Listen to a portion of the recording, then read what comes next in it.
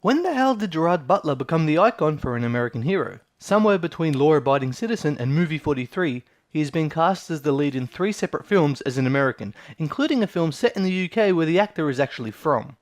On another note, here's my review of Geostorm. You can guess a landing spot on the dark side of the moon. I suppose you could guess a cave.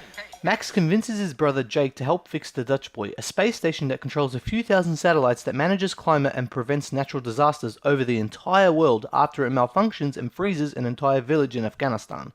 In the midst of this global catastrophe, Jake is losing his daughter's trust while Max is in a convenient, albeit great secret relationship with a Secret Service agent, Sarah, who I cannot stress enough is the real hero of this movie for reasons I'll get into soon. There's so much going on in the story, and it is very coherently presented to the audience. In no uncertain terms, this movie is expertly made, and the scenes are tied together enough to be an enjoyable movie. However, this movie falls short, and it's not for any rational reason I can justify. I don't mind the not-so-subtle patriotism and backpatting this film is putting on, or the underwhelming special effects, or the contradictory themes the story presents. I just think the movie takes itself way too seriously. It's a movie where a net of interconnecting satellites around the entire planet Earth controls climate. It malfunctions and has to be stopped. I've seen this sort of movie before, and I've always been on board. I'll happily accept unbelievable technology, character choices, and action, but you gotta make it fun. Now, we have all seen another movie do this same idea before and have an absolute blast doing it, and in turn, we have a blast watching it. I don't even have to say it, because I know we're all thinking it. Do you want me to say it? Fine. I'm talking about, of course, Fast 8. Hold your booze and put down your pitchforks, because I speak reason.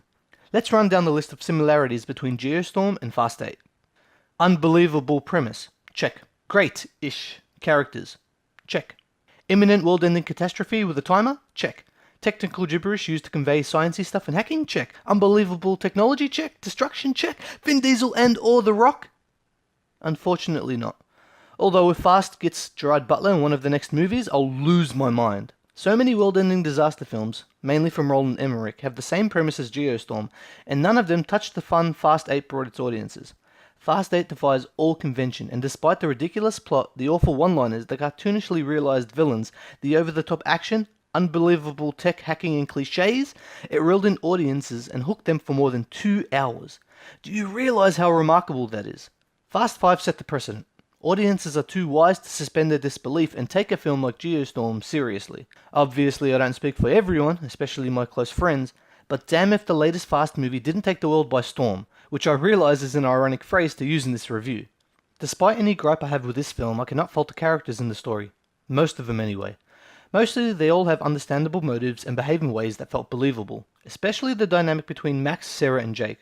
Whenever there was an odd character choice, I felt like it was just to speed the plot along, and not because they wouldn't make that decision eventually. There is a layered backstory between Jake and Max, which I think is explained a bit too much through unnatural dialogue, but for the most part, very engaging and enjoyable to watch. My favourite character by far is Sarah, the love interest and the hero of this film.